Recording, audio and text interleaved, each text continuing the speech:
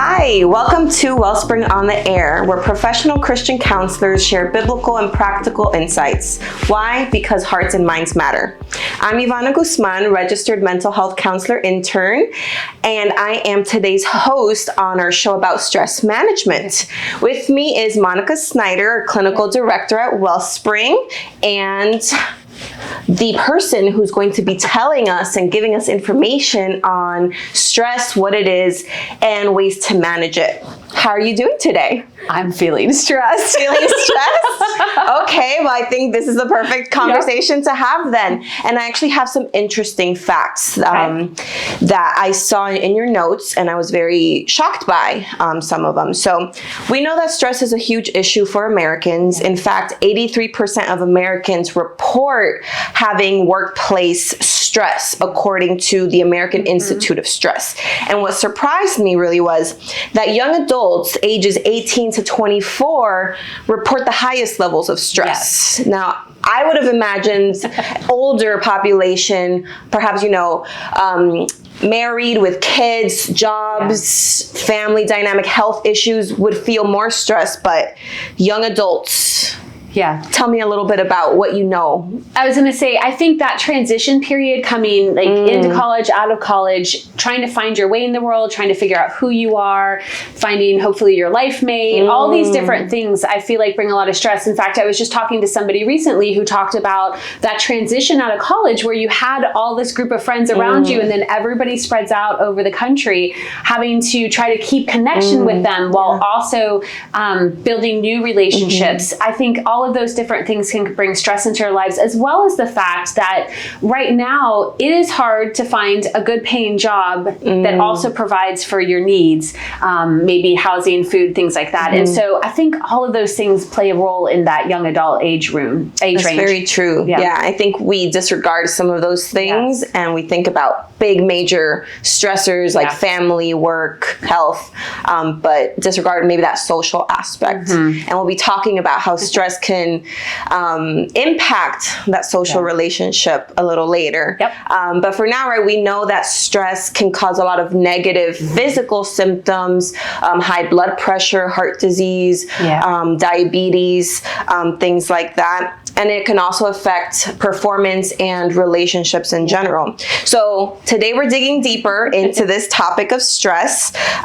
So to start, what is stress, right? How would you define stress? So it's interesting. There are three definitions that I found. One from the American Psychological Association, which talks about stress being just a normal reaction to everyday pressure, but can often become unhealthy if it upsets your day-to-day functioning. The Mayo Clinic, though, adds that it's a feeling of emotional and physical tension that comes from events or thoughts that might increase feelings, for instance, of anger or frustration or things like that. But I really like the definition from the American Institute for Stress. And they say it's a condition or feeling experienced when a person perceives that demands exceed their personal and social resources that they're able to mobilize. And the reason I like that one so much is because often stress is a perceived thing. So what I might find stressful, you may not find stressful. And so I think it's important that we recognize that it really is our perception on what we are able to tolerate and manage and the resources we have to tolerate and manage those situations we're going through. Right. You make a great point. I mean, going back to I would have thunk it was, 30 plus with these things, but a young adult also sees other things as stressful and it's all about perception and how it impacts our life. And I know a little bit about stress, right? I'm a therapist myself, something I see a lot of clients for, but what I found interesting or what I learned was that there's three types. I thought there was the two, acute and chronic, but you talk about or mentioned another one that I was surprised about. So tell us a little bit more about the types of stress. So acute stress is really that short-term stress. It's that preparing for the podcast, it's just this very short period of time, for instance. The prolonged one is going to be when the situation lasts a little longer than expected or just in general is lasting longer. We see that a lot in work or school, maybe workplace or school stress.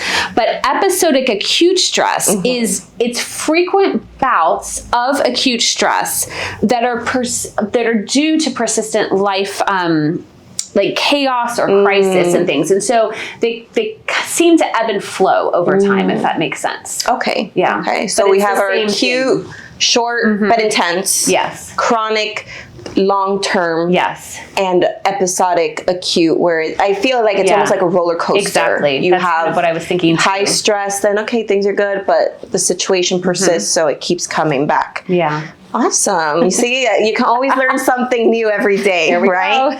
So obviously stress shows up in different people in different ways, right? Maybe some tension in the neck or heart racing, right? We saw some of the negative physical effects, but what are some other ways that stress can show up in our lives?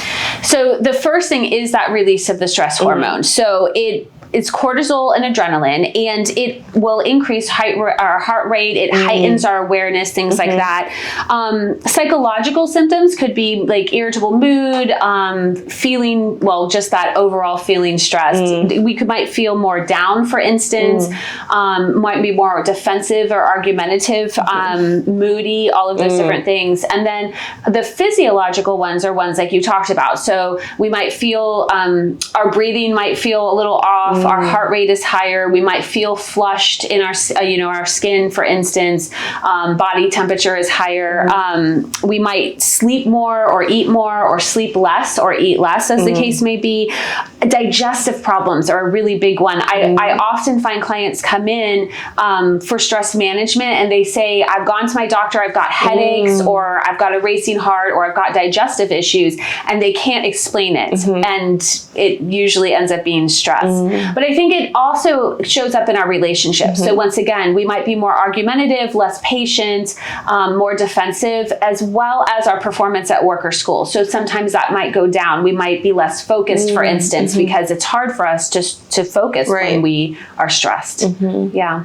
So in different areas. Yes. Physiologically, psychologically, with moods and emotions, and relationally, socially. Yes. Okay, great. And whenever I start kind of my stress management sessions, if you will, right, I always ask my clients, like, do you think stress is good? No, it's terrible. No, it's not. But as therapists, we know that it can be good. So tell me a little bit about, when is stress good, right? Yeah, so short bursts of stress actually do increase our focus and our awareness, right? So you was joking with us all before this podcast on how it's taken me a while to get to putting my notes together for this, but because I knew I had a deadline, that heightened stress actually helped me to be more productive, to get things done for today. And it also sometimes will give us a temporary boost of energy. We have that stress hormone kick in, we've got a little more energy, so we've got the awareness, we've got the productivity, we've got the heightened boost of, or the temporary boost of energy, and sometimes it also will help our responses to be a little quicker. So those things are good, and I think at the end of the day, when we overcome stress, so if we have this slightly stressful moment and we get through it, whatever that stress was, it actually builds resiliency. It helps us to realize, oh, I've got this. I can do this. So maybe the next time I'm not so afraid to do my notes for the podcast because I'm afraid of being on here or something. Or, and so maybe I'll do them a little earlier next time. Or when I'm faced with a situation in the future, I'm able to be more, I'm just able to get through it easier because I know I've done it before. And, so we have that resiliency that gets built. Definitely, right? It gives us that little extra pep in our step for that short moment. And I like that you mentioned, right, it could be a motivator for a next, event or next situation that we face, right? We can have that confidence that, oh, I did this once, I can do it again. Yeah, it's a growth mindset. Yes, the growth mindset. Very good. So we talked a little bit about stress, the 3 different types, that it can be good. But how do we manage it, right? We have all this info. Now, what do I do with this information, right? How can I manage that stress? Yeah, and that one is, I think, a lot harder to do. So the first thing is just that we take care of ourselves, right? So we're getting a good night's sleep. Sleep is so important. When we have a lack of sleep, we're not as aware, we're not as functional, if that makes sense. And so maybe things are feeling bigger than they are because we're tired, to be perfectly honest. Eating a balanced diet. Once again, I love my caffeine. caffeine, don't get me wrong, but caffeine can actually create more anxiety, and sugar can cause not only a spike in your sugar levels, but it also causes inflammation. And so when we're not eating well, it can throw our body off, which can lead to us feeling more stressed just because we don't feel well physically. Exercising regularly. Actually, this is like my, honestly, when people ask me, what do I do for stress? I'm like, I work out, because it actually decreases those cortisol levels and the adrenaline levels. And so it's a great, just natural release of those stress hormones, and allows you to have a little bit of a calmer mindset. And so if we're exercising regularly, even if it's just a walk, like I know not everybody loves to, work out. I was going to say, for those who don't like exercise, like myself, don't worry. There's other ways to manage stress. There is, but science is not on our side on this. This is true. It's very true. But even just getting out and having a walk around the neighborhood, that can bring down your stress levels. Having a really positive social support network is helpful. Oh yeah. When we have friends and family members who feed into the negativity, that's not helpful. But if we have people who genuinely will listen, they're not trying to fix our problems, they're just there to listen, to validate our experience, whether or not they agree with us or not, but they listen and validate,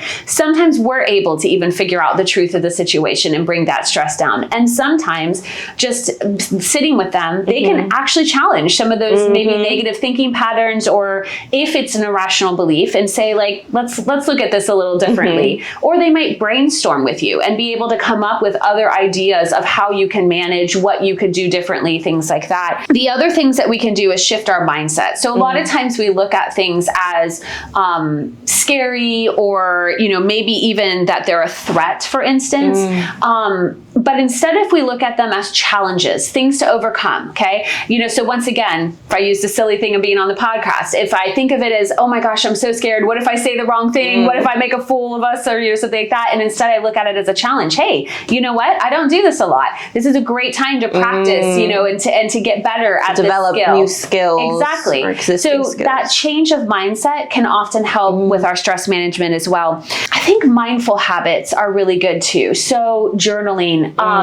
When we keep things stuck in our heads, a lot of times as I joke, they grow claws and fangs and become a whole lot bigger than they are actually. But when we write them out, like, I don't know about you, but sometimes I'll look at my day and say, this is a terribly long day. Oh, I don't know how I'm going to make it through the day. But then when I write out my to-do list, I'm like, oh, it's doable. This isn't bad as I thought. So writing things down just to get it out of our heads can actually put some perspective on things. But also, I think just journaling in general, there is a hand to brain research out there that talks about like the fact that we actually will process things. And so we might make connections. Maybe we're journaling out our day instead of just making a to-do list. We're actually journaling about it.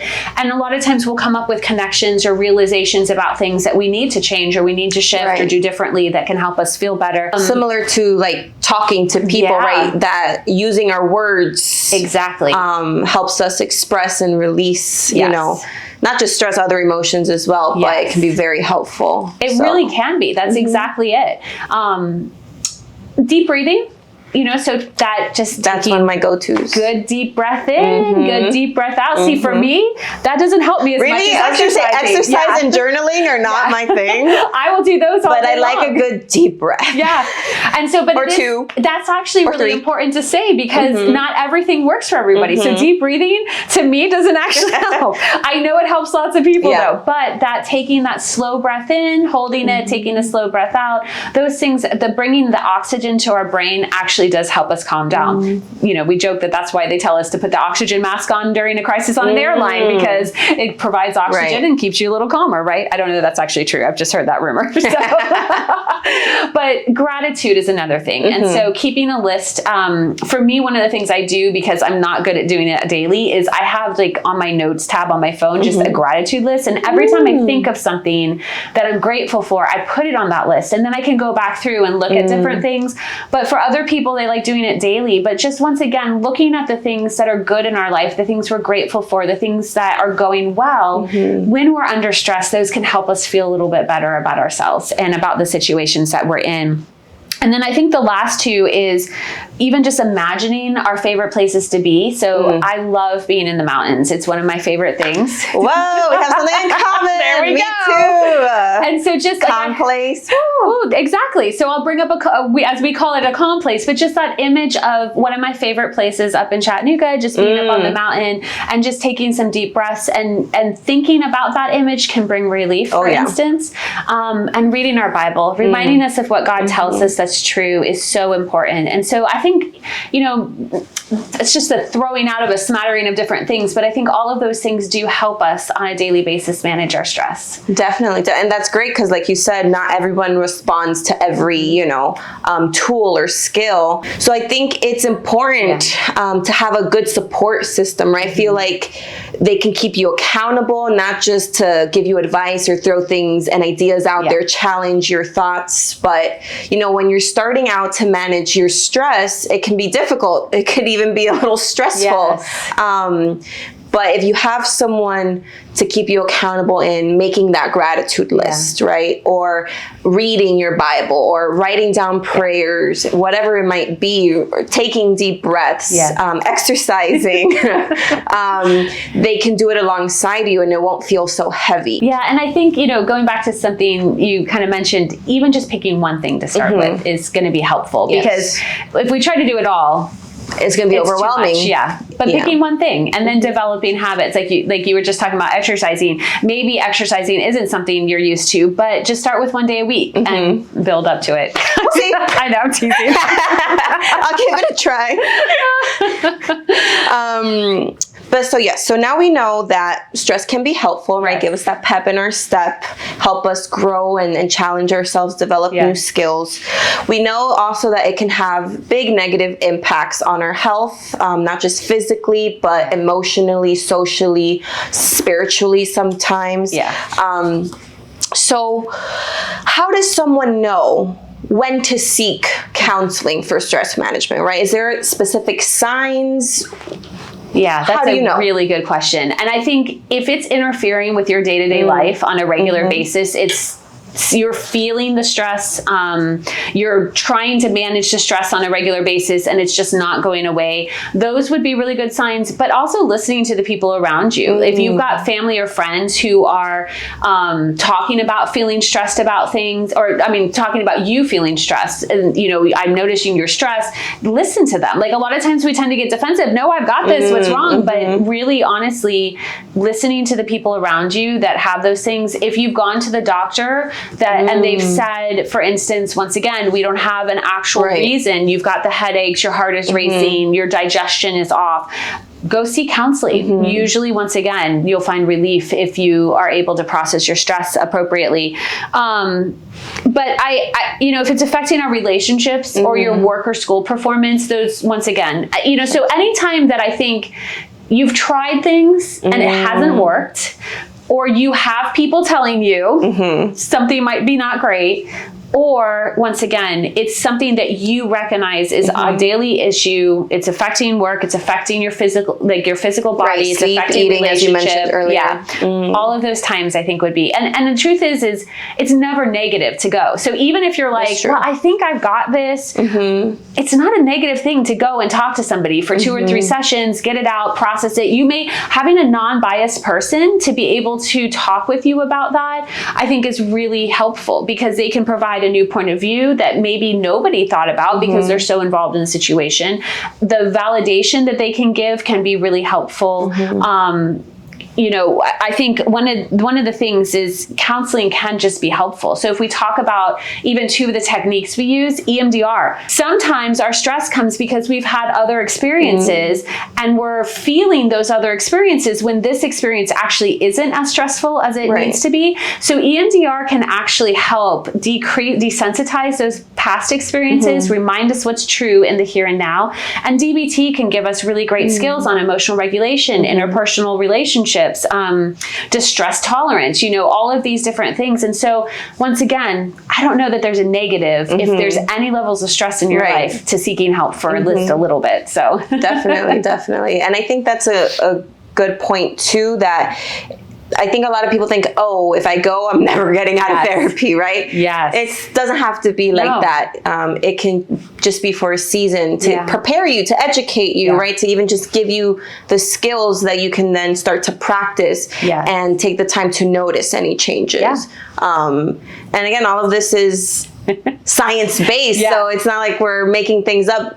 If you do them, if you try it out, you'll find something that works and you will feel relief. Yes. And I think another important thing, right, you mentioned a great resource, maybe the best resource, right, is reading our word and that relationship that we have with God. And as Christian counselors, we know that it's very important to rely on God's word. And we see it throughout the Bible, how God tells us to come to him for everything, that he will provide, that he protects us, that he loves us, right? That we don't have to worry about anything because he's got it all under control. We see in Matthew 6 where he talks about, caring for lilies and nature, right? And how much more do I care about you, right? So don't stress, don't worry. We see later in Matthew 10, right, Jesus telling his disciples, don't worry, God will provide you the words, the tools, the skills to do whatever you need to do.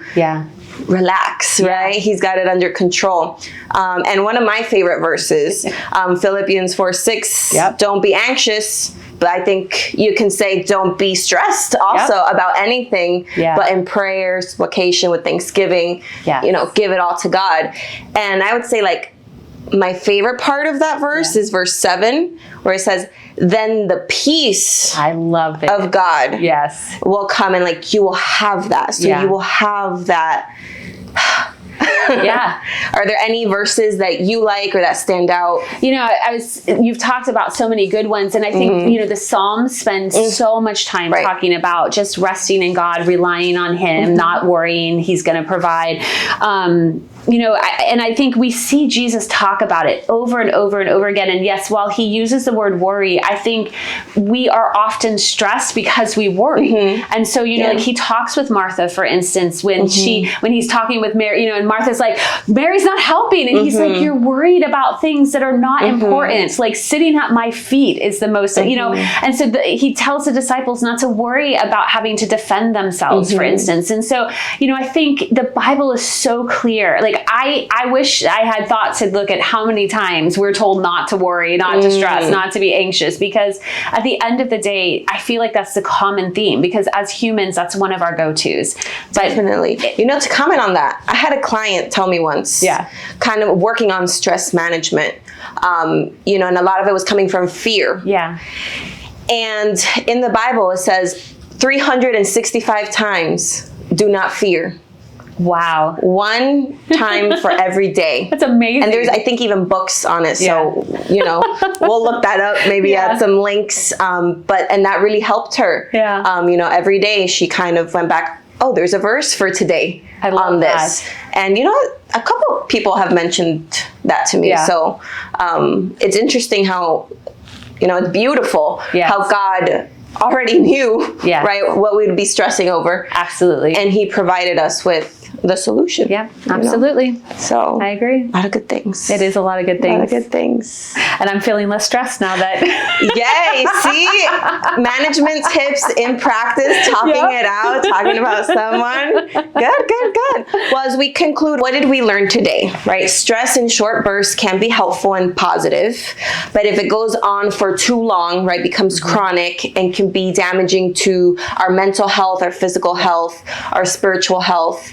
But we also learned that we have different ways to manage stress, as well as trusting in God to provide for us and help us can make us healthier people.